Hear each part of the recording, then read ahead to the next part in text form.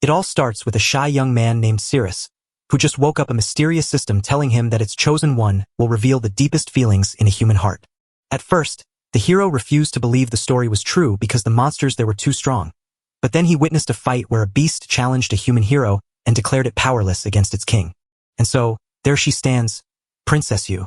Bella, a powerful D-class hero, urges him to flee because the war's danger is too great, but he rejects her offer of safety, insisting that as the calm princess of the city, he must stand his ground and protect everyone. The protagonist vows he will stand his ground in this fight, no matter what comes next. Bella sees the blood trickling from him. Thinking standing still was already too much for his body, the beasts panic and warn you that another person is there, but the princess rushes forward to kill him, even joking about using his head for a wine cup, until she finally gets close enough that the system confirms her kiss attack. Bella, furious at what he's doing, demands to know his purpose, while one of the beasts also calls out to ask what your highness thinks she is up to. The hero glances to the side, only for the princess to strike him, fling him away, and step into a fighting pose. Cirrus wipes his face as the princess wonders why she didn't kill him and why she kissed him, blaming the human, while the protagonist promises that even if he has to sacrifice his whole body, he won't hesitate. The beast scoffed that her highness just kissed a human, noting they'd heard she'd found someone younger outside, which seemed true, yet they hadn't expected a human, explaining why he stayed calm until another arrived furious, calling them fools for daring to question her highness's feelings for the king and reminding them that they were monsters while only filthy humans would commit such betrayal. The princess orders the beast to kill the man who kissed a human, but when the monsters charge, Cirrus steps in with his sword, only to find it shatters on the first swing while he dodges the attack. Even so, the beasts keep charging and attacking, but Cirrus barely dodges to find his defense still weak, only to realize his attack power has jumped by 100 points. So he uses his broken sword to snap the monster's weapon in half, sprints, stops dead, and strikes to hurl the enemy away. Bella is stunned to see him fling the monster away, a move no F-class hero should be able to make. Cirrus wishes he had cut the beast in half instead of just scratching its skin, but when he senses the princess closing in to strike him, a massive blow hits and shatters everything around them, freezing the monsters in their tracks. The princess slams him to the ground, and the beast seize the moment to push forward. Suddenly, the princess's tail flickers as she steps forward to smash the monster attacking the boy, sending it flying, then yells at her confused friends to stay frozen or face death so she can teach that human a lesson. The beasts nod in agreement and ask her to put him down. The princess leans in again, her mouth right up against his face. He lets saliva drip onto his ear, knowing that while the city's people are safe, he doesn't care about a simple insult. The princess realizes that by taking the lead on something so risky with a human, she's starting to feel strange, even though she knows she's a powerful monster who should stop right now. Yet her heart simply won't listen to her own commands. A bee tells her boss they should get rid of that human, while his partner scoffs and tells them to look clearly because their boss is looking for a secret that, if not found, means they should stop talking nonsense. The hero thinks his skills are enough to handle those monsters, decides it's time to fight back, and moves so the beast notices and warns their boss to be careful. The princess wraps her tail around his weapon to stop him, chokes him, but Cirrus thinks that is still not enough. Yug slams him into the wall, and the beast whispers that she intends to end his life. As the princess pins him against the wall, overwhelmed by her own strange power, she decides to strip him and let the humans see with their own eyes how fragile they are compared to a true monster. She is convinced that she really wants to see that man's body. The beasts say that her highness is truly ruthless and that we'd be wise to learn our lesson. Even as his armor shatters and he struggles to breathe, he holds her back from touching him, while the drooling princess feels a strange power rising from deep inside herself that she is strong enough to bear. Cirrus clenched his teeth, noticing that Yug was acting strange and realizing his current strength wasn't enough to beat those monsters. Bella watches in disbelief, trying hard to believe that they are really fighting. The hero realizes that to keep the city safe, he must sacrifice his own small life to become something much greater. Cirrus leans in as his powers surge one after another until the king finally appears. Yug stares around, feeling ashamed, and the room goes quiet for a second. The king watches in furious disbelief as the system announces that the bonus values are now doubled and boosted by 1 level. The king's fury boils over as terrifying energy surges around him, but the princess steps forward to tell him it's not what he thinks and offers to explain. The king then rushes forward, throws Cirrus away, and shatters his armor. Bella checks on him, he sits up to say he can still take it, and he worries that this guy showed up out of nowhere and is way too strong. It is then revealed that he is the powerful demon Lord Bartley level A, who asks if she hasn't promised this wouldn't happen again, and if she still remembers the words she spoke last time. She wonders why he's acting so strange, and the princess snaps back that it's all his fault, angrily asking why he was late and what he was doing just now. The king's eyes went wide while the beast stayed perfectly still, saying not a word. The princess said he was too late, almost making her repeat her mistakes. And even so, he still had the audacity to question and threaten her by asking what he had been doing during that time. The king admitted he was wrong, saying he saw people running away and followed them right after. The beast confessed that he loves her so much he is brave enough to admit his own mistakes. The hero believes he might slip away unnoticed while no one is looking, because the monster is far too weak to catch him. While their attention is elsewhere, Cirrus slowly walks with his partner and gently asks if she can walk alone, joking that it might be better to carry her. But she assures him she's fine since her leg is only slightly broken and she can manage on her own. While the princess insists her temptation came only because he arrived too late, the king tells her to stop crying, blaming the human for everything and promising to deal with him so she need not be sad. The princess says she would never leave him, for he is her king and her eternal love, and even if everything is destroyed, they will vanish into nothingness together. The king angrily shouts at his beasts for freezing in place and letting them escape, even as the princess keeps complimenting him on how handsome he looks. One of the beasts whispers that Her Highness has forbidden any interference. The king dashes away, shouting insults at them, calling them a bunch of brainless fools. The protagonist and his partner keep walking until a blast erupts behind them. The king steps forward, demands to know how he dares to steal away his beloved concubine, and then strikes, hurling him far away once more. While the princess watches in silence, Cirrus realizes his ribs are broken, and he can't stop the speeding attack that moves too fast for him to follow. The king rushes up to split him in two, but knowing there's no other way, the protagonist tells the system to lock up quickly as the princess charges with her claws, striking the king and begging him not to hurt her. As the king freezes in place, Cirrus springs to his feet and sprints away at breakneck speed. The king asks why she did that, telling her that she truly cares for him. As he runs, he realizes he just leveled up but decides to save that for later, wanting to put more distance between them first. The princess insists she wants the human body, but the king grabs her and demands to know how she can say that after just claiming she wanted him. The princess yanks her arm free and sprints after Cirrus, leaping onto him just as the system announces that her vitality, focus, strength, awareness, and speed are all rising. The king admits his own flaws allowed humans to take advantage, so he vows to remove the human to fix things, but the princess just tells him to go to hell and stop ruining her special moment. The king is so angry that he falls down on his knees. Bella steps up from behind, begging her to let go of her partner, but the protagonist warns her to stay back because it's too dangerous to get near. The princess wraps her tail around Bella to pin her against the wall, then leans in to kiss Cirrus's neck while drooling with her tongue out. The king steps closer and tells her she's fooling herself because everything was a lie all along. His heart breaking, he screams and lunges straight at them. The princess rushes forward to block the sword, pleading with him to halt. The king promised he would stay true to her until something strange made him question it. As his weapon hits the floor, a soft glow starts to spread from his body. The system shouts a warning that the demon king Bartley is falling apart and will blow himself up any second now. The princess asks what he plans to do, and the beasts claim they are innocent, wondering if they should disobey orders and run away. The king stays on his knees bathed in light as a message pops up announcing his rise to level 10 and the unlocking of a new skill. The protagonist springs to his feet with his sword drawn, strikes down the king, and as the system announces that his slash becomes a phantom, it vanishes instantly within 5 meters to deliver the final blow. The princess is so impressed that Cirrus realizes if he keeps getting better, he might just unlock even more amazing powers. The princess asks if he really didn't do this right the last time, noting that this second time he should have been calmer since everything is still falling apart. The king jumps toward her and pulls her into a hug, freeing Bella. He scoops his partner up in his arms and sprints away, leaving the king clinging to the princess behind. She screams for him to let her go because she doesn't want to die. Cirrus slashes the headless king with his sword and yanks the princess to safety, but the king keeps moving on. As everything around them crumbles to pieces, the three of them tumble together and land in a new place. The hero isn't sure if he's hit the dungeon floor, but he spots something tiny resting on his chest.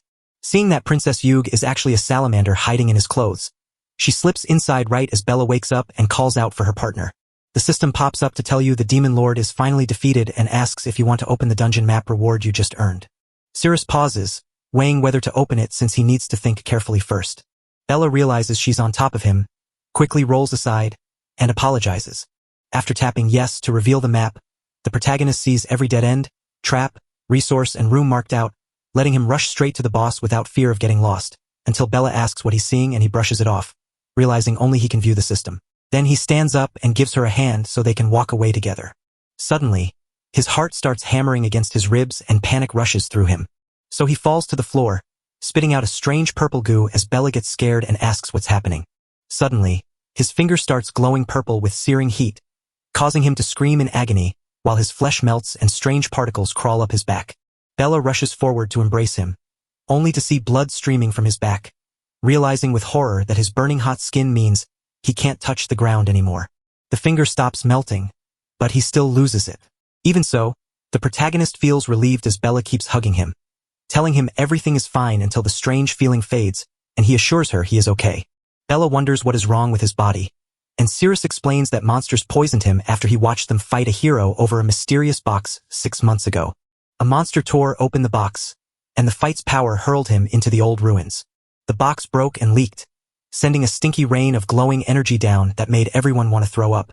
The warrior tossed the box down as a terrifying monster stepped forward, radiating an aura that made the air feel heavy. Even though the hero was crushed under rocks and kept the deadly plasma rain away, just breathing in its stinky air was enough to poison him. When he opened his eyes, he found himself in a hospital bed where the doctor told him he would have just 1 year left to live. Just then, a system message popped up telling him that the demon god's plasma could wash the poison away. Cirrus paused to wonder what that was, and the system immediately asked if he wanted to connect and become a player to get clues on finding the demon god's plasma before offering to proceed. He nodded in confirmation, and new alerts popped up to tell him the demon god's energy was now inside the Nia dungeon. Later, he found the way to make it go away right there in the dark basement. They stride forward together into the next room, where clothes and weapons await them. Meanwhile, people marched forward with their shields raised until they spotted something odd, and then suddenly, they were attacked. Vice Captain Tyr, a B-class crusader, snaps at everyone to hold their ground, warning that any bold move might set off deadly traps. He points out that even the toughest defender, Claude, got his head pierced off like that, so they can't turn back after all that trouble and with no one left to act as bait. Captain Cyrus reminds everyone that these are old rules, so the person at the bottom of the ranks must go first. Makue, a lowly D-rank, dashes forward while the captain barks orders to find the way and warns him that disobedience will have severe consequences, all while Makue trembles with terror. The vice claims he crafted an arrow that bounces back and forth, urging us to fire it first to find a working way forward and boost our chances of living. Something got sliced right down the middle. Maku feels discouraged, but the captain insists he watch the magical creations one last time before he can finally be eliminated. The vice bows his head, and the captain commands him to rise and take a look down the path. Makue shakes like a leaf and takes his first shaky step forward. As he takes his first careful step and avoids the trap, he lets out a breath of relief, secretly thanking the gods he didn't just trip a deadly switch. He trudges forward, lost on which way to go, while the captain snaps at him for scribbling and wastes no time in urging him to move faster. Makue shivers with terror and feels desperate until he takes another step forward and realizes no trap has been triggered, earning him the captain's praise for his brave spirit and a push to keep moving ahead. Makue stumbled forward in fear, sure he was about to die, until he couldn't take another step. Then he comes back, begging not to die and asking to go home. The captain glares coldly while a trap smacks right into Makue's chin. The warriors realize the attack comes from below and wonders if the enemy changes its tricks, since it always appears out of nowhere. Then Makue falls dead and the captain orders the lowest level fighter to move up just as a door swings open to reveal the protagonist and his partner, who ask how they ended up there. The captain wonders if the bait team should have been wiped out and if that guy broke orders to hide there, but Cirrus can't bring himself to say why they're still alive. Just before he leaves, a man asks him to explain how he could know what color his wife's underwear was. The protagonist explains that he is sharpening his instincts for the next fight, which lets him see the true color of everything around him. The man shouted that the guy was a bastard, demanded to know about his wife, and threatened to kill him on the spot, but other men rushed in to calm him down, warning that killing people inside the city is a crime. Sir declares he will never let his honor be ruined and says he will prove his training works right now.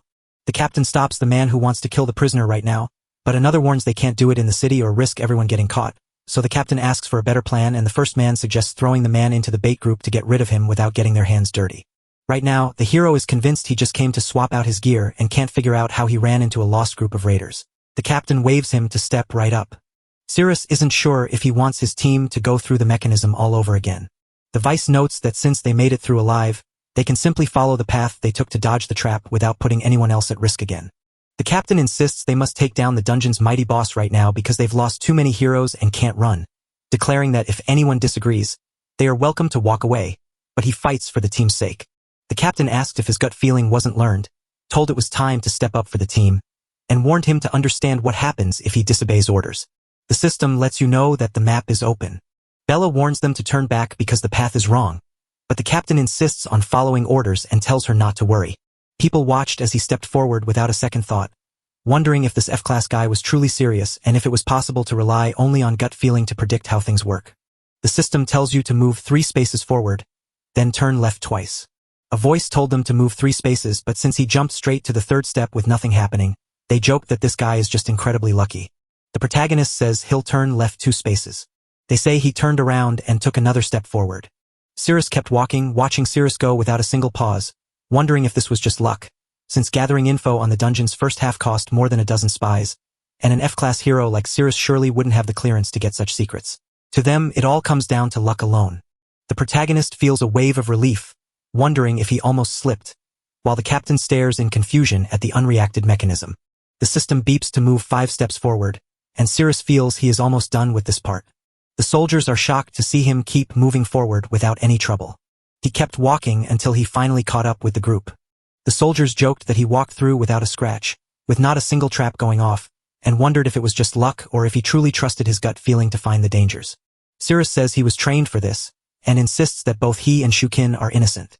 The captain swings to strike him, but the protagonist slips away just before the blow lands. The captain dismisses all the strange visions as just dumb luck that will eventually run out, so he decides to take control and show the way, while Cirrus keeps walking nearby and spots a cabbage mushroom that can heal monsters but will make humans run to the bathroom if they eat it.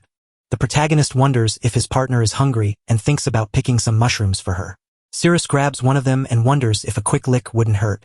The captain grabs the mushroom from the protagonist's hand and eats it, then commands him to go fight, reminding him that everything he finds in the dungeon belongs to the guild and that he has no right to take it without permission. Cirrus says there are no traps ahead, so the captain snaps at him to stop complaining, open the door right now, and let the brave soldiers avoid the danger while he does it. As the door creaks open and the captain shouts for everyone to stay ready, the protagonist suddenly wonders why his stomach feels so strange. The door swings wide open, and everyone holds their breath to watch. The captain insists the door is open and warns us to stay sharp, because something strange could pop out at any second. Feeling that something is wrong, the protagonist steps forward into the room, where the captain asks what's inside while wincing at his growing stomach ache, wondering if those mushrooms made him so weak he might lose control of his bladder. Sarah warns that traps are hidden everywhere in that area. He bolts forward, shouting for them to keep up and run together, but the captain snaps back that they must walk slowly because that is an order. Even then, folks start running around, shouting questions like, "What's happening?" and "Why is everyone in such a rush?" Just then, the captain's belly gave a loud rumble. He finally lets go, realizing he can't hold it in anymore. Some people hide their noses and claim the air is toxic because it smells so bad, insisting there must be a trap behind that door since they already know it's not safe. The captain yells at them to stop talking nonsense, warning that if they keep going, everyone will be poisoned. Then he shouts to the boy, while the main character, breathing hard, asks what went wrong. The captain asks if Cirrus knows what those mushrooms do or if he ran away on purpose, and when Cirrus says he doesn't know, he just asks what happened to the mushrooms. The captain shakes his head and says, "Nothing happened." The warrior grabs a stone and asks if you're tired, suggesting you sit down for a rest. The captain kicks him, shouts for everyone to press forward, and warns Cirrus that running away again means instant elimination. Further ahead, a tile waits on the floor, and the protagonist shouts a warning to avoid it and find another path. Hidden among the shadows, several monsters wait in the dark while Cirrus believes they've reached the final shutdown, and the captain notes that the further they go, the fewer machines they see since none have turned on and no monsters have appeared all along the way. He wonders if Cirrus has been here before, but quickly rules it out because if he weren't with the team, that D-rank monster at the entrance would have eaten him long before reaching this far. He remarks that pushing forward just a bit more should bring them right to the great boss's chamber. The captain believes that if they've truly made it to the boss's room, Cirrus has lost all his worth and met his end no matter what luck or chance brings. As they press forward, the captain draws his blade, and a strange, glowing power flares around him, slicing a falling stone from the ceiling just before it crushes Cirrus. In his mind, getting killed by a trap in a lowly F-rank dungeon is just a normal part of being an explorer. Just then, a tail swung out, but the hero dodged it just in time. Before the captain can recover from being blasted away, a terrifying monster bursts through, shattering everything in its path while Cirrus worries the whole place is about to crumble as heavy stones start raining down. The captain believes his quick swing with the sword to block the attack was nothing but luck, because without it, he would surely be dead. Suddenly, the hero is cornered and a strange voice asks why a human is there, only for an approaching elf to call the sight disgusting. While the monster turns out to be a B+ class puppet scorpion, the vice shouts for everyone to get ready for battle. Bella finds her new sword feels very heavy, and he orders the tanks to move forward and block the monster, so it can't pass while everyone lifts their shields and the archers shoot arrows fast. The vice keeps shouting for the arrows to fly non-stop at the scorpion. The monster screams so loudly it feels like a giant wall of force pushing against their shields as they fight back. The vice sees that the monster's sheer power bounces every arrow right off, leaving the scorpion completely unharmed. The captain steps forward and asks why everyone is frozen, reminding them there's just one beast to beat and that they can handle it with ease. On the other side, the hero wonders if that voice was from a monster, and though a light cuts through the dark, a tail swings at him and hits a rock instead. The monster lunges to attack, but Cirrus dodges and closes in with a clenched fist, ready to hit it with a powerful punch. The punch crashes right into the monster's head, shattering it into pieces that scatter everywhere. A voice remarks that he completely smashed a scorpion puppet with just one punch. Cirrus knows the poison in his blood can only be cured by the antidote waiting in the room ahead, right where the boss stands. The mighty A+ monster Sadiel steps forward and declares that she has long planned to throw away anything touched by filthy humans, no matter the reason. At first, she meant to just twist his head off with Cirrus, but now she's going to do it with her own hands. As he thought about that female creature, he muttered to himself that his head wasn't a melon, so it wouldn't just rip off. Sadiel answers that she won't touch his dirty body with her own hands. The elf flicks her hand to bring another scorpion, confident she can handle the humans outside with just one hand. She says she'll take care of him first before wiping out the rest of the humans. The hero shouts that defending humanity is his duty, promising to stand his ground and fight her with every ounce of strength he has left, no matter what it takes. The elf steps forward, wraps her leg around his neck, and slams Cirrus to the ground, holding him there with her leg locked tight. The system shouts that the target is locked on, but you can feel the air crackling with 16% of pure energy. On the other side, the monster sits still while the vice commands everyone to watch its head turn red as the attack takes hold. And even though the protagonist is tied up, she knows she is moving incredibly fast. The elf is amazed that a human could reach that place, but warns that Lord Nay truly hates seeing anyone in his room. So Cirrus realizes this monster is too powerful and she must stop right now before letting him leave. He slowly opened his mouth and crept nearer to her feet. The elf looks grossed out and asks if he actually did that to her feet. Meanwhile, a warrior topples to the ground as the scorpion creeps closer. Bella watches closely and sees that nothing has moved there for a long time. She figured her partner wouldn't be knocked out by just a stone, so she decided she had to pull him out. She begs for cover and promises to drag him out of the rubble. The vice tells her to stop and stay back, but Bella keeps moving forward, convinced everything will be okay. The monster lunges to strike her, but a brave soul steps in just in time to catch the blow. It is the vice itself, gripping tight with its own strength to keep the attack in place. Bella keeps moving through the rocks, convinced he's a hero and that this pile of stones means he's just fine. Meanwhile, the elf on the other side stares at the drooling foot and calls it disgusting. The hero is let go, and Sadiel gets so mad she scolds him for dirtying her feet and says he'll pay for it. The system warns that the host can't use that instant attack unless they're holding a weapon. Cirrus laments that knowing what was coming, he would have brought a weapon, but now he's forced to rely on his bare fists.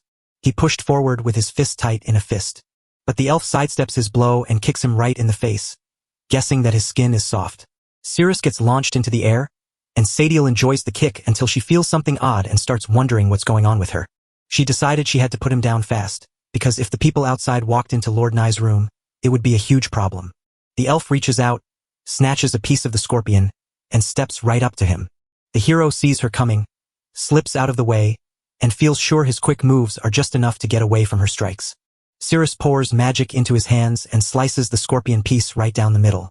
The elf steps forward, wraps her leg tightly around his neck, and throws him hard against the wall. Sadiel says he was caught again and she won't let him go, threatening to strangle him with her feet so he can feel how strong her grip is. Now the pressure builds until she looks embarrassed and kicks him down, shouting for him to stop touching her legs with those dirty hands. The protagonist's hand is pinned to the ground along with shattered pieces of the scorpion's body, revealing that Cirrus just broke its tail, and the crushing force is so intense he can't dodge the incoming attacks. The elf promises to smash his head right then and there.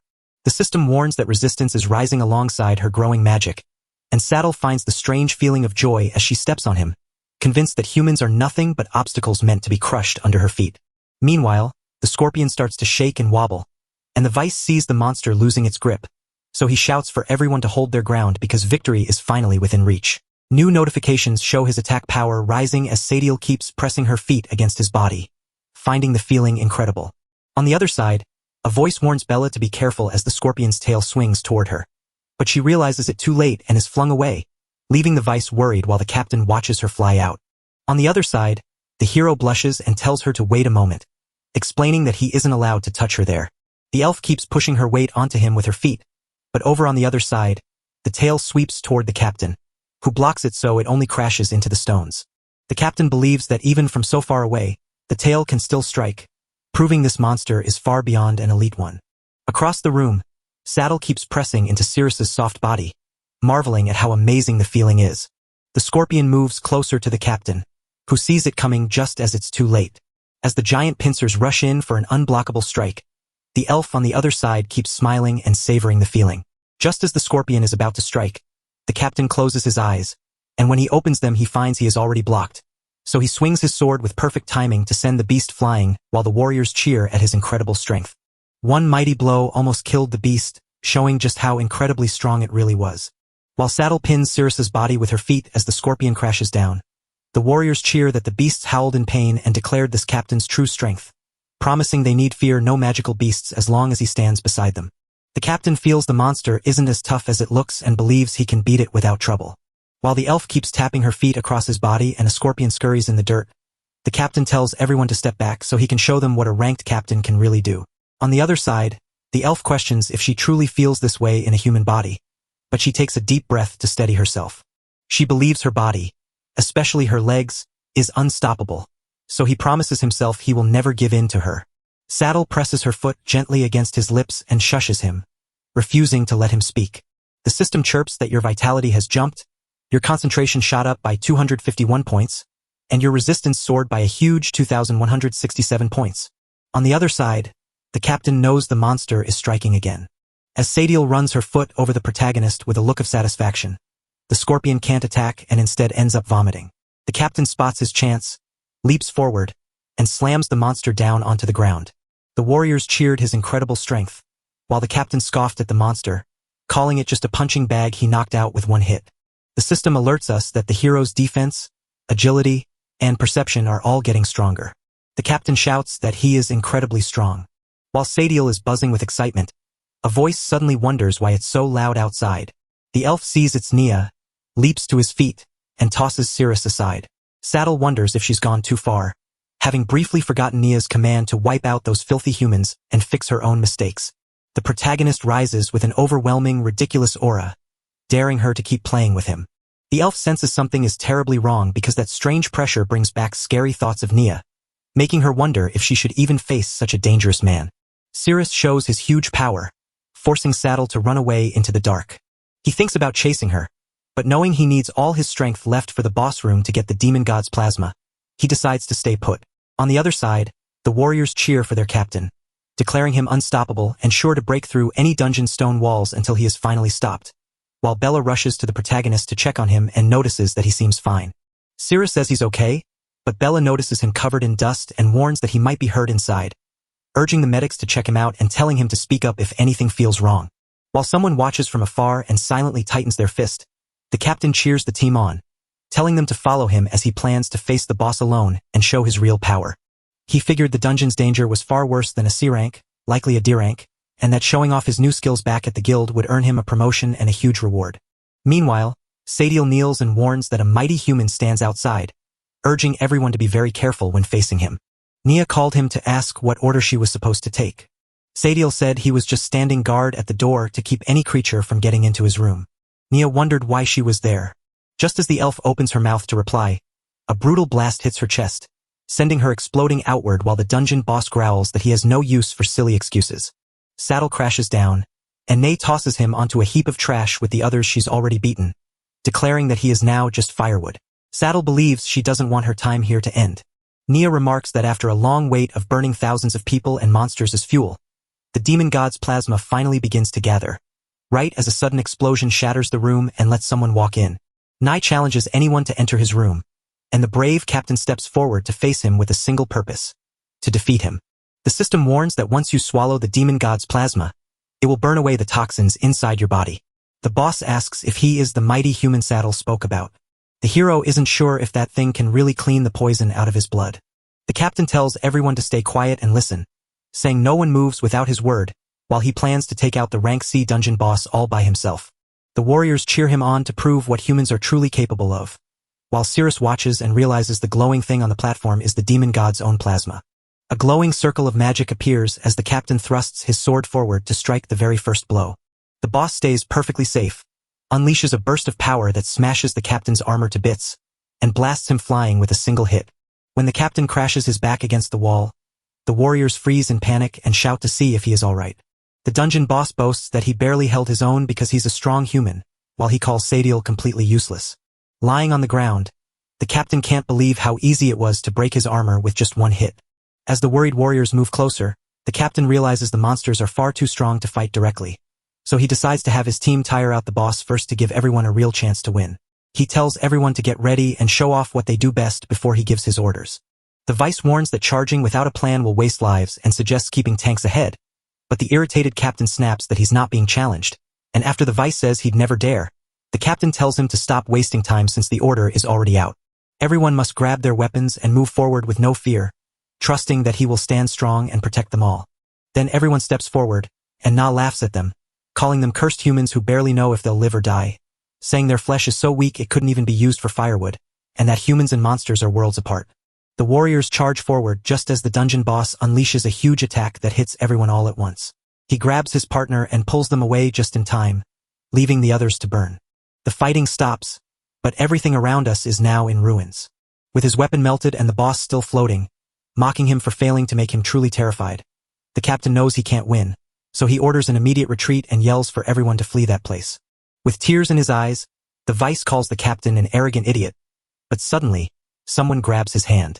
It's the hero who snaps him out of it, reminding him that he promised to be the team's rock and that the fight isn't over, so he can't walk away right now.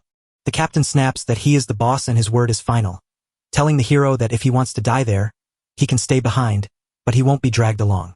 The dungeon boss sneers at you after you smashed down his door and wrecked his room, challenging you to try and get out alive. The captain yells for him to check behind just as the boss is about to fire the beam again, but he can't pry the protagonist's hand off, wondering how that guy holds on so tight while they realize the deadly blast is already coming. The captain tells him to stop, convinced he can't beat either the boss or that guy, so he tries to punch him, only for the main character to block the hit and squeeze his grip even tighter. The captain screams in agony, but Cirrus insists that a true captain must always honor his promises. With a massive explosion, the hero throws him straight at the dungeon boss, shouting for him to stand tall as a shield for his friends, block every attack with his own body, and keep them safe while they run away. The blast smashes straight into the captain, knocking him flying as the last few warriors scramble to run away. Cirrus, glowing with a scary light, announces that his move has come. Bella says she won't leave, and the vice says he isn't going anywhere either. Bella says she'll stay for her partner, and the vice replies that he gets it, since he's a Class B hero who came to kill monsters, will never run away, and refuses to take orders from that idiot anymore. Na remarks that even after seeing such power, he didn't run away and instead asked if he was being treated like an outsider. The hero rushes forward to strike, but the dungeon boss blocks the attack. Even so, Cirrus dashes forward to keep his attack going, and Nia quickly realizes just how fast he really is. The protagonist sprints forward and shouts that the demon god's plasma, which will serve as his cure, is right there.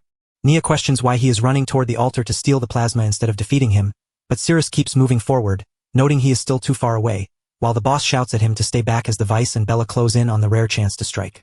Na ducks both strikes with a swift hand movement, muttering that the guy is fast as a cockroach, while Bella yells at him not to dare attack Cirrus.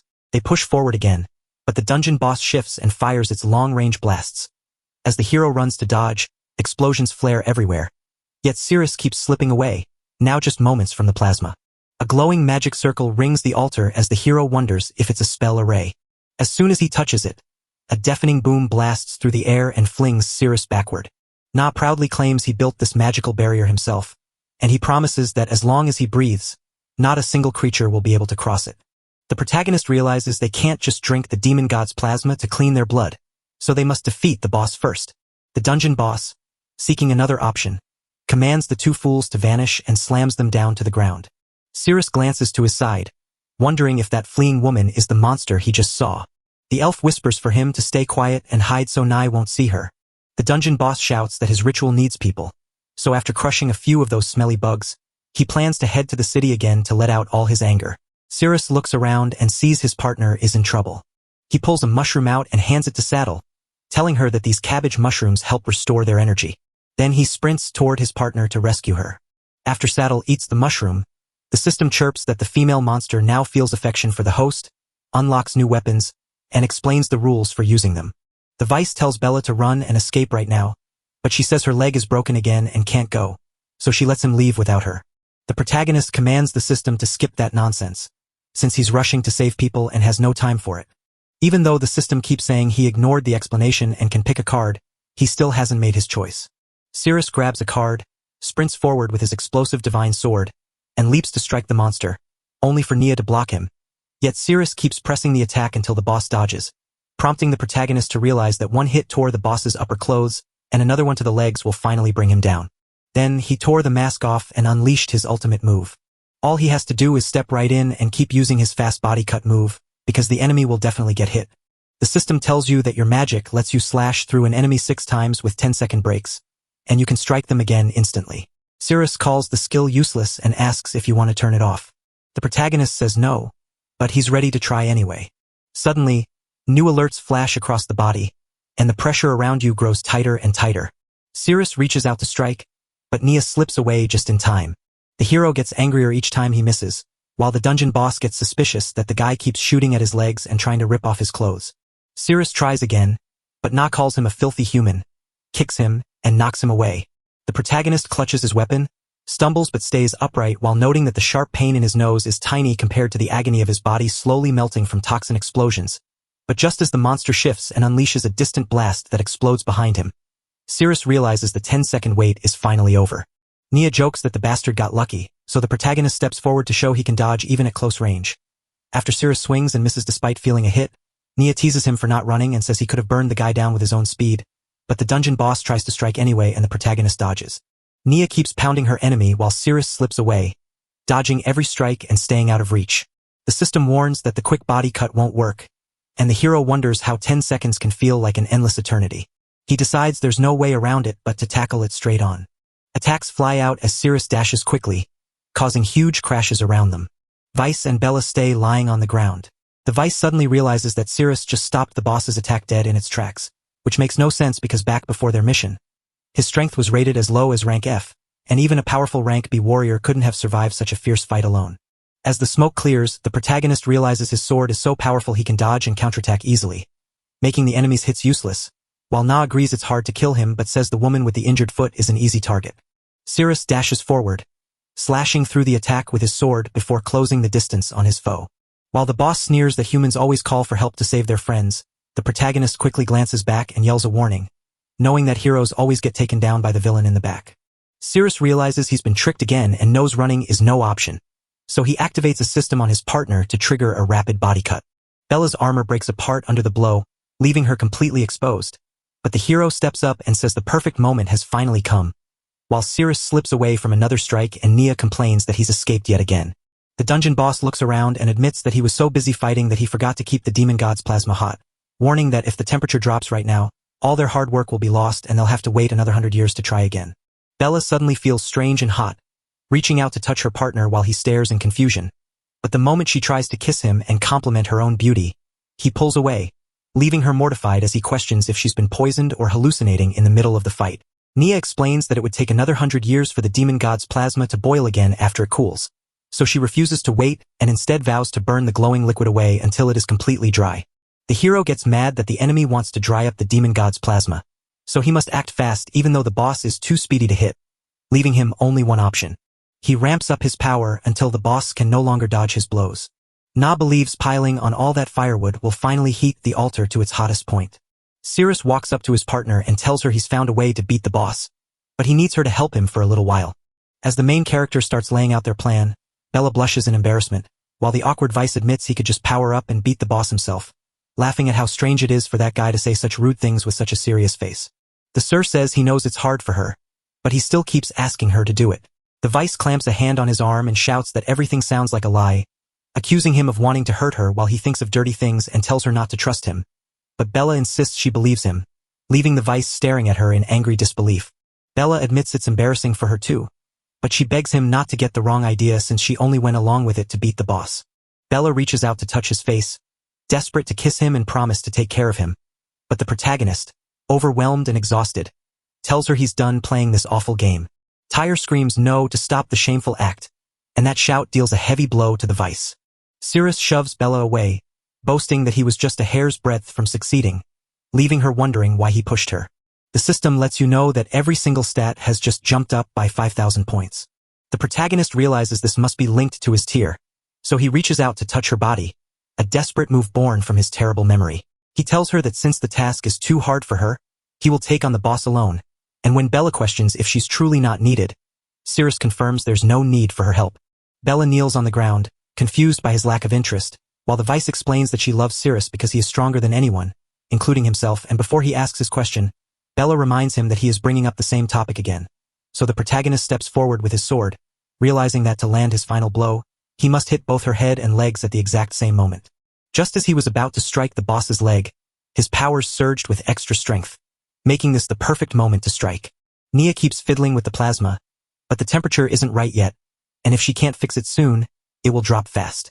So he plans to use these dirty humans to keep the cold away, and he expects them to be proud of that. The dungeon boss declares that humans are just firewood for his sacrifice, calling this the highest honor he can give them before unleashing his full power to wipe them out quickly. As Na unleashes a powerful burst of energy, the hero senses that someone is closing in.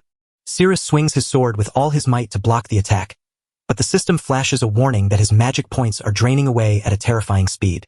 A blinding flash of light erupts as the system announces the magic value has hit 11, warning that the host is now powerless to cast any skills. Nia steps forward and tells him that his magic is gone and the fight is finished. The main character shakes their head and says no. Bella walks over and tells him he really needs her help. Tyra is found with a heart that has shattered. Bella thought she'd said this a long time ago. There's been something in her heart since she was a little girl until now, and it has never changed. Bella wraps her arms around him, and as a soft light starts to glow, Cirrus cries out that he is feeling a sudden rush of power building up inside him.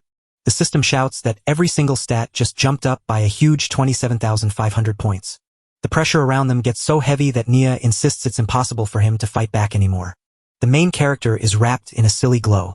The dungeon boss shouts that even as his power grows, he remains just a human, nothing more than an ant before a true monster. No matter how the monster attacks, he can always dodge, moving so fast that he strikes it before it can even see him coming. The system beeps to tell you that you've unlocked the Explosive Vest's divine sword and its supreme move, the Sacred Sword Descent. Na screams in terror as a furious monster roars with power. The dungeon boss vows to kill them all, and a deafening explosion shatters everything. Everything around you crumbles as the ground shakes violently, filled with loud noises and howling winds. As the smoke clears, the monster crashes to the ground. The system chimes in to say you must wait 20 seconds before the sacred sword can fall from the sky again. The hero strides forward, closing in on the altar. The magic array is still humming, and Cirrus can't help but ask why it won't shut down.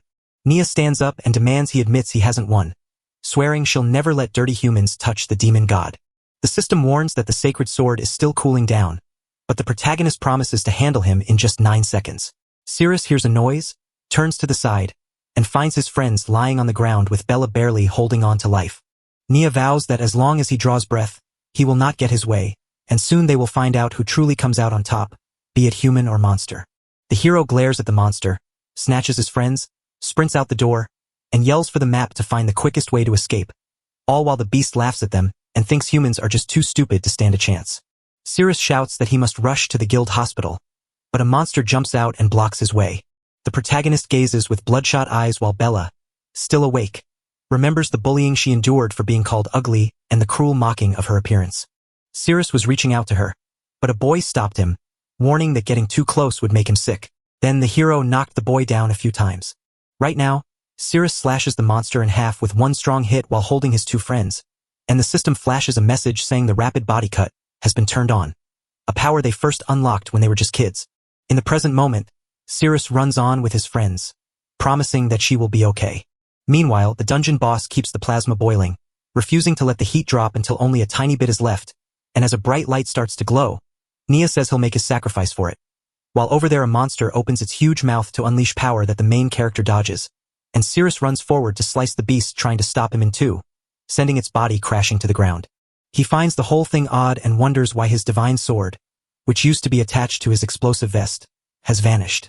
The system buzzes to tell you the enemy is down, the weapon is back in your hands, and you'll get it again in just 12 hours. The hero keeps sprinting, knowing that since they're almost out, it doesn't matter anymore. Outside the dark dungeon, a crowd has gathered, breathing a long sigh of relief that they finally made it out alive. The guild captain, shaking in shock after a terrifying underground battle where he nearly died and his dragon-scale armor cracked, can only point an angry finger at the idiot who caused it all. Cirrus steps forward, and the warriors gasp in shock to see he's still alive. The hero sprints forward, keeping his two friends safe on his back. The captain, furious and shaking with anger, demands to know how he dares to run away and declares that Cirrus has lost the team's spot. Cirrus punches him in the face and keeps running, shouting that he can't waste another second. The warriors say the captain is unconscious and they must carry him to the guild hospital. At the hospital, nurses whisked Bella away on a stretcher to get her ready for surgery, and the protagonist realized he had finally made it there. Now he races back to the dungeon, driven by the urgent need to grab the demon god's plasma and cure his poison before it's too late. While everyone else is busy, deep inside the dark dungeon, something starts to creep out of the glowing plasma. As a red liquid rushes toward the ground, Sadiel watches from a distance, puzzled by what Na summoned at the cost of his own life. While deep within the red curtains, a presence appears and an overwhelming pressure begins to fill the air. Sadiel felt a strange sting, as if that arrogant presence was stabbing her over and over, like needles piercing her bones. The creature called here sniffed the air, felt the chill, and laughed because it felt just like home. Behold Athoth, the terrifying demon god. Sadiel warns that this spot is incredibly deadly and she must flee it right now. The demon god glances aside, dashes forward, and slashes with his hand to unleash a massive blast that obliterates everything around him. The creatures nearby wonder why the ground just exploded and say they are about to fall. The beasts dive straight at Athoth, shattering everything above as they fall. The creatures who tumbled down said they hadn't realized the dungeon had collapsed until they saw the sky, and then they turned to ask Nia if she could do something like that. The demon god sneers that Nai is already gone and demands a new servant. The beasts are stunned by this news and beg to run, admitting that their kind is a lost lineage of monsters who blindly follow anyone powerful enough to enslave them, and they all agree, leaving the demon god to watch them and call the scene ugly. Suddenly, they vanish in an instant because he refuses to let anything ugly stay. Then he finds Sadiel and tells her to lift her head and open wide, so he pours the glowing plasma into her tears and heals her completely. The demon god tells her body feels great now because his special energy can heal her, make her stronger, and feel amazing. So he asks her to find a clean room while he waits for her in the dark. At the guild headquarters, Darren slams the injured captain's head onto the table and asks what he just said, only to learn that their mission has failed. As the captain apologizes and says he must find a way out, he warns that if he loses his job, he'll have to hand over everything for an audit, and if they're found selling guild resources, the trouble will only get worse. Darren snaps at him to shut up, revealing he already knows the name Cirrus was the one who broke orders, and then declares that he will take full blame so the captain can execute him for desertion. The hero walks back into the dark dungeon, wondering how it fell apart and if the cure is still safe. Cirrus rushes straight to the altar only to find it empty with the plasma gone, while over by Sadiel, who sits with her head down, someone approaches from behind and runs a hand over her body, but she tells Athoth to stop until the person hugs her so she can feel something soft touching her back. The demon god whispers in her ear, leaving Sadiel feeling both awed and ashamed all at once. He asks if she doesn't like hugs, explaining that at night he loses his power and turns into a girl, so there's nothing to be surprised about. During the night, she has to guard him and kill anyone who wants to hurt him, but he warns her that since his plasma is inside hers, trying to run or hurt him will only make her body melt instantly, so she must obey. And as she searches the empty rooms looking for his plasma and a way out, she decides to check every corner and asks the system to open the map. The demon god tells us he doesn't want this fate, but his heart is locked away in the hero's guild, keeping him weak and human by night. So we must wait until daybreak to fetch his heart and restore his power, which will make every monster in the world bow to him again, day or night. Meanwhile, Cirrus keeps running while Sadiel hears something approaching and decides to take a look. Suddenly, the demon god calls out her name and warns that if she runs more than 5 kilometers away during the fight, he'll think she's trying to escape and melt her body. The system warns that the demon god's plasma is in New York's underground dungeon, so the hero keeps running toward that final room, convinced the answer is hiding right inside. Sadiel hides and attacks him until she realizes it's the disgusting human again, causing the demon god to shout in confusion, thinking his body is reacting to being near his own heart. Sadiel tells Nia he's been eliminated and orders her to leave before dawn, but the protagonist insists her strength has returned, even asking if she liked the mushroom-flavored candy he gave her. Sadiel says the food was terrible and the worst mushroom she's ever tasted, then tells him to leave. Cirrus tells him she's crying and that she likes him more than he ever guessed. Sadiel swings at him, yelling that he's talking nonsense and that she hates him, but she finally connects and knocks him in the face. Sadiel declares his hatred for humans, then realizes he vanished after she stepped on him, only to escape, while the protagonist rushes to the door to handle urgent business and feels the demon god's power pressing against it. The demon god swings the door open. Cirrus, caught off guard, reached out to touch her and asked, "Are you really human?" Sadiel asks why she stepped out, and right then, the heavy pressure around them suddenly gets much worse.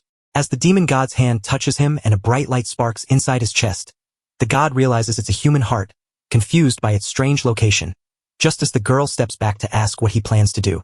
As Cirrus touches her and feels the plasma inside her, he realizes his antidote has turned into a human and asks how that happened.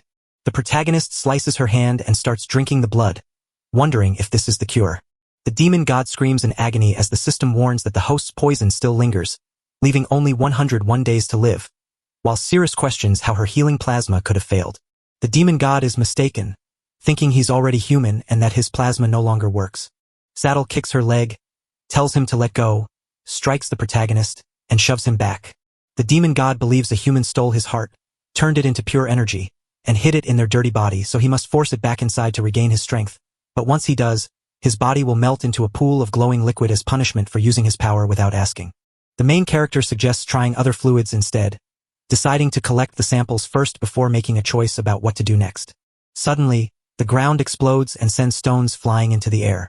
The spider lady steps forward, claiming she could feel the boss's presence from thousands of kilometers away, and with her special bell still ringing in her ears, she declares that since she has proven her love, it's time to devour her so she can belong to her forever. The demon god stands frozen as if the world itself has stopped moving. Cirrus leaps up, scoops her into his arms, and sprints away to get her to safety, wondering how a big boss monster showed up so fast. Ghana screams for him to bring her back and stop running away. Standing near the buildings, Cirrus sighs with relief that the monster is gone, only for the demon god to demand to know where he's hiding her, prompting Cirrus to point toward the Heroes Guild in Zone Z, right at his own doorstep. The demon god thinks recovering his power makes everything easier so he can wipe everyone out and make them all pay for stealing his heart. But Athoth hugs him and tells him she's cursed by a monster and will die unless she finds a mate soon, claiming he can save her, which makes the protagonist get a nosebleed and insist he's a noble hero who would never use anyone's weakness against them. The demon god urges the brave hero to save her from terrible pain, but he feels ashamed of his own selfish thoughts and knows his good heart can't stand hurting others, so he must step up to help the suffering people even at the cost of his own safety, while she plans to destroy them all once she is healed, and the hero is confused to find a tail on her back when he thought it belonged on the front. Cirrus gasps in horror, lets out a blood-curdling scream, and cries out that he is nothing more than a bastard. As the protagonist shoves her, something slips out of her pocket and drops to the ground. Scared, Cirrus wonders why a sword is stuck between her legs. The demon god steps forward once more and tells him he is a brave hero who has just promised to save her. Athoth runs her hand over his body, feeling the dawn coming and the way she is changing, while telling him he can't undo his words until the demon god notices and asks what that is. As her hair moves, Yug is summoned and she tells him she's hungry and needs his help. The protagonist tells her he's here to help right now, promising to take care of her first before switching it up with the other one, while Yug notes that their nest is so tiny she can't even stretch out. Cirrus promises to get something to eat right away, and in the kitchen the flames are already dancing. The protagonist decides to cook to buy some time, worrying that without saving her, the demon god will truly take her life, and he isn't sure if he even needs a relationship with her anymore. Cirrus feels she can't do it, but Aeth believes she needs to rest and regain her strength right now instead of waiting until morning. Since he won't go along with it, she has to force him, but he pushes her away into another room, claims the food is ready, and insists on helping her first, which only makes the demon god angry and convinced that his human form is too weak to control her. The door is shut, Yug is gulping down a strange liquid, and Sarah points out that it's toilet bowl cleaner and wonders if he'll be okay after drinking it. Yug dives in and begins to eat the food that was prepared for him. The demon god claims he's saved her and even set a meal for her, so now it's his turn, but she tells her to calm down. Athoth grabs his arm and insists she won't hear any excuses, demanding that they do it right now. The system flashes a warning that the time to hand back the weapons is up. The demon god strips off his clothes but keeps watching. As more pop-ups demand you finish the mission by sprinting through the streets to wave at 33 people, the protagonist snaps, "I'd never do that." The system warns him that if he doesn't finish his mission, he'll be dragged into the twisted paradise. Cirrus grew thoughtful and started imagining herself in that place, screaming that it looked even more terrifying and wondering how such a tiny piece of cloth could possibly cover anything, since it seemed to leave everything completely exposed no matter what happened. The protagonist tells Yug to take care of her before she says he's going to step out for a bit. Yug wondered if that was how humans usually head out and asked if the demon god wanted a taste, noting how delicious it was, but he politely said no thanks. Naked, Cirrus wraps a cloth around his face, knowing it's his only choice to hide his identity, and rushes to the crowded barbecue square to finish his mission fast. While Ghana keeps hunting for him, complaining that the cursed man runs too fast, she says she can already smell him near that place. Standing right in the middle of the street, the protagonist asks everyone to look at him and wave. Some people say that the guy on the street is sick and creepy. The system lets you know that you've finished 12 out of the 33 weapon evolution missions. Suddenly, a crowd rushes after him, screaming insults and trying to stop him before he can get away. Yug spots someone standing outside with their foot pressed against the window. Sadiel urges them to flee the Heroes Guild city before dawn, warning that danger awaits if they're caught, while the demon god confirms that mourning is nearly here and hiding is no longer needed. She must go find that human now, and when the sun rises, she will release her plasma to the ground and find her way to him. After recovering the essence, Sadiel wonders what will happen to the humans, thinking they'll turn into plasma, until he spots the protagonist running with people chasing him. The men chase him down, shouting that he's still out there greeting people and calling him a pervert. Cirrus keeps running, noticing he's already said hi to over half the crowd, just as a monster leaps out to attack everyone chasing him. As the hero turns to look behind him, he sees a monster and realizes that in this critical moment, monsters have suddenly appeared. He doubts they can finish the mission, but the system wakes up to warn him that during the weapon return, he lost access to it and everything was reset, so he must finish the task right now. The city is screaming that monsters have appeared and everyone must run away right now. A young man leaps onto the spider, declaring that he has seized her leg and now needs a weapon to bring her down. Cirrus smiles at him and tells him he did a great job. The young man asks if he's naked, wonders who is greeting him in the middle of a fight, and complains that a monster must have ripped his pants off. The spider spits out its sticky liquid, but the young man claims he has finally freed himself. Suddenly, a warrior steps up, splits the spider in two, and sends shards of plasma flying everywhere. This A-rank security chief, Kajak, asks if it's really that hard for you C-rank heroes to handle tiny spiders. The vice president lauded their efforts, calling it a true victory on the battlefield, and commanded them to rush everyone back safely. Ghana says she can smell him, which means the human is close by. As people look back and draw their swords to fight, a blindingly bright light suddenly bursts forth. Kajak rushes forward but misses his strike, leaving Ghana to smirk and ask if that's really how he plans to come at her. Suddenly the leader's eyes go wide as he realizes he's been struck by poison and screams that they mustn't touch her.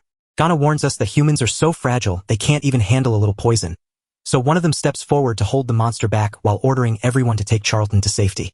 Ghana asks if he wants to hug her and admits they underestimated her. While the hero sprints forward, only one person remains to finish the job.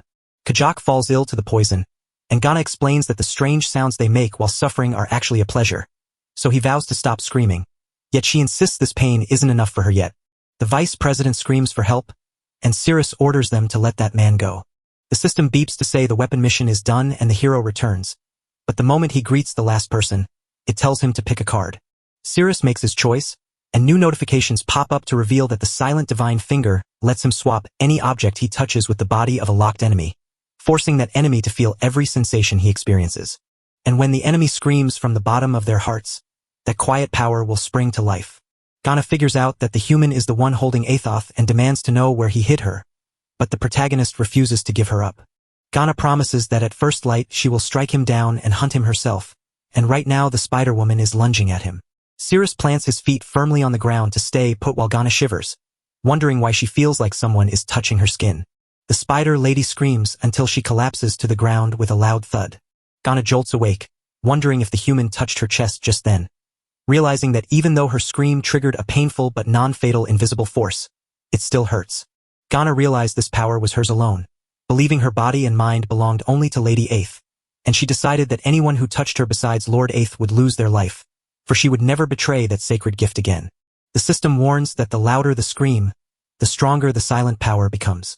The spider lady warns that touching her forces you to push all your poison out of your body and into your hands, knowing that the only way to survive is to let go of your life in pain and sorrow. For that is the price you must pay. Gonna charges to strike, but the hero slips away just as the spider woman lunges with her deadly hand, leaving Cirrus to barely get away. As she gets hit one more time, Ghana lets out a loud scream and crashes down to the ground. The protagonist thought the feeling was odd and figured he had just brushed against her armpit. Ghana lies on the ground, convinced the latest blow hurts far more than the last, and marvels at how she screamed again only to realize it was just a tiny itch on her armpit. Only Lord Eighth could do this, but that human pulled it off anyway. The spider lady grabs something and apologizes, wondering how a human like him could have thoughts like hers and what is wrong with her. Ghana smacked herself in the head, felt the tension vanish, and told herself she was finally sane and could forgive her mistake. The protagonist is shocked to realize she attacked herself, and she remarks that the monster must be suffering from some serious mental issues. Ghana warns that his strange moves mean he's ready to get serious. So the spider lady draws her weapon and Cirrus wonders if where she hid it is even stranger. Thinking that if he follows the pattern of moving from his chest to his armpit against the wall, this time he must be facing his back. Ghana chases after him, urging him to flee since it's too late, but the spider lady lunges with her weapon, forcing him to dodge just in time as he admits her speed caught him off guard and vows not to let it happen again. Ghana says she knows. The spider lady fires her sticky web, tangling him up and slapping him flat against the wall. Ghana steps forward and declares that there is no way out and staying here will only cost him his life. Sir's free hand confirms his hunch that the spot is his inner thigh. The spider lady says this is that strange human ability all over again. Ghana covers her nose and mouth, trying to hold back, while the protagonist keeps using their power. They hold their breath in silence until the spider lady opens her eyes, takes her hand away from her face, and promises that as long as she doesn't scream, she won't attack.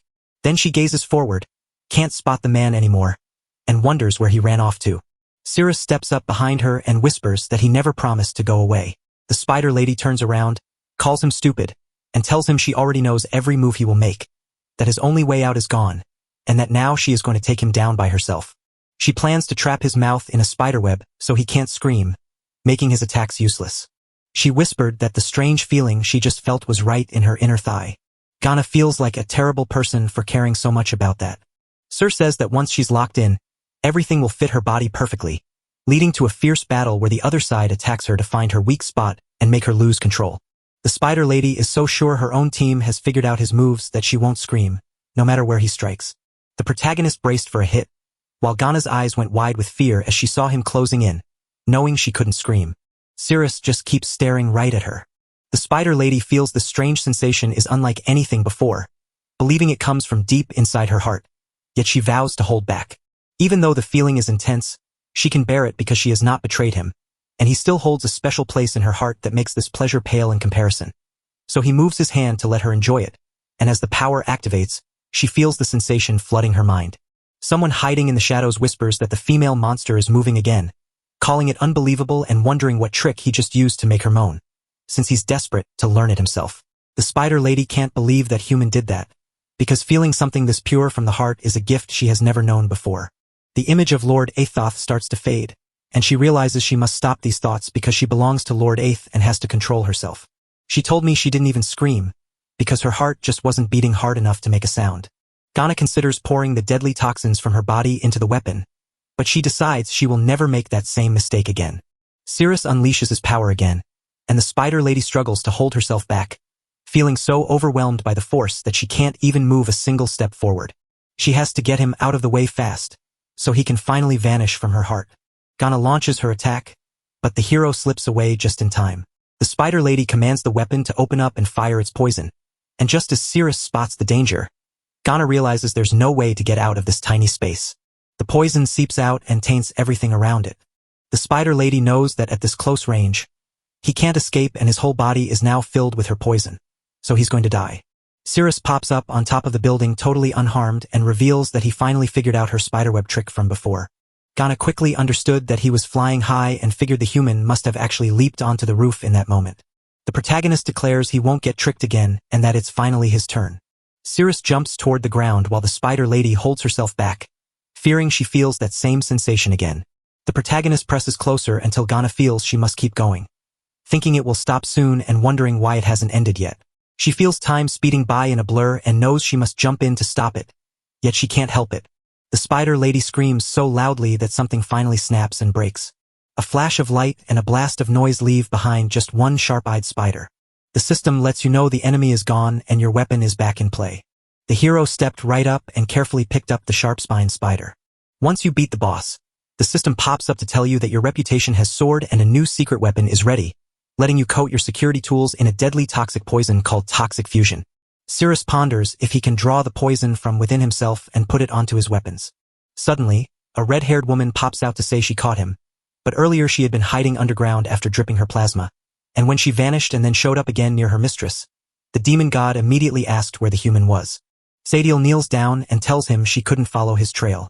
Thoth reveals that her human form was once her heart, warning that if she can't reclaim it, she'll turn back into a powerless human every night, and she wonders if she has truly lost his trail. A sound echoed, and the demon god felt a familiar thrill as Sadiel stood her ground while Thoth darted away. The hero walks back to his house while Yug keeps drinking until she spots a spider, and right now the demon god steps forward in his giant form. As the protagonist glances back, Thoth crashes his head into the ground, shouting that he promised to save her but fled before finishing, which makes her furious.